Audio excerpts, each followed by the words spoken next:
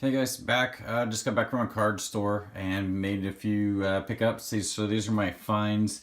I'll just start out with these. I believe these are 1968 cards. These two here. There's an Alkaline and this here Frank Howard card. There's not very many cards in that set. I know Mickey Mouse in there, Hank Aaron, some of the other bigs are in there as well. But snagged those. I wasn't going to pass up the K-Line card. This is in pretty good shape. Also, when you build a relationship up with the card shop owner, sometimes they'll pull stuff out of the back for you, and he brought out this Herman Killebrew 68, so I needed this card for this set. As many of you know, I am working on the 1955 and the 1968 set at the same time, but when I find a good deal on stuff, I'll pick them up. And then he had a quarter box, and this was in it. This David Dahl 87 card. It is numbered 15 of 25, so I was like, not gonna pass that up for a quarter. And then not collecting the set, but I mean for a quarter for a common. I believe this is, this is 72 tops, so you don't really see them all that much. It's got a little ding in that corner, but you know what, that's acceptable for that set in my book. Also got these, I believe these are 1960s. He had a couple of these. He sold me these for a quarter a piece as well.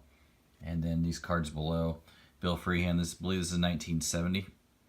And then this one, I'm not quite sure of the year on this one. I'll have to look real quick. So it looks like it's going to be a 59. So again, it's got a little corner on it, but it's a Tiger card, you know. I'm always getting Tiger cards. And then we were talking about these 67s, which he sold me for a quarter a piece too. And I was like, oh, well, I'm not going to turn any 67 cards at a quarter a piece. So I went through, pulled out all the ones that didn't have creases. Some of them got some little dings in the corners. I mean, as you can see, like it's not the cleanest of card. But no, actually looks better on camera than it does when I look at it alone. But they're all acceptable. I have this card, but it's signed by Jim. So as somebody I met, I also have the 67 and the freehand card, and it's also signed. And then we were talking, and he's like, "Hey, I've got some of his heritage cards. You want them?" And I was like, "Yeah, I'll take a look at them. I don't know which ones I need." So he threw all these in here. I don't see any star cards in here. I haven't really gone through them all that closely. So you can just flip through them real quick if you want. Looks like they're all commons. They're the lower numbers in this series.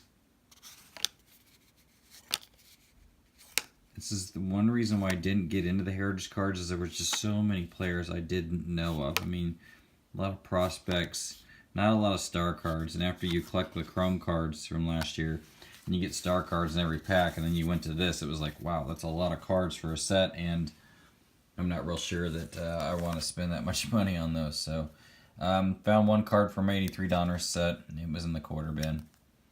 This Mike Schmidt was in the quarter bin, and it's actually in pretty good shape. I mean, the centering's rather decent. So for a quarter, not turning it down.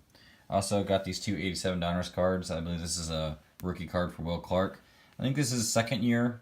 Canseco, I believe 86 was his first.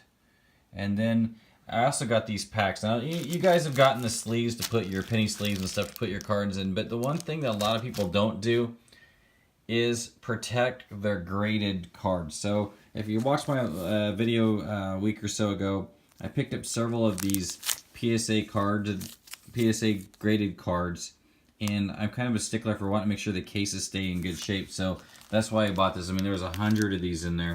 And you just simply slide your card inside your graded card inside this, and it just seals. It's got a sticky strip on the back. I highly recommend it. Keeps those cases looking nice, and down the road, you know, if they get dirty, nasty looking, you know, you got to send them in to have them broken and then slabbed again. And well, that's an expense. So for $2.95, why not? So. But anyways, that was my finds for the day. Not a huge major finds, but just some great cards. I'm more impressed with getting these 68s and getting the 68 Herman Killebrew, sorry about the glare, and these two 68 game cards. So anyways, we'll talk to you again. See ya.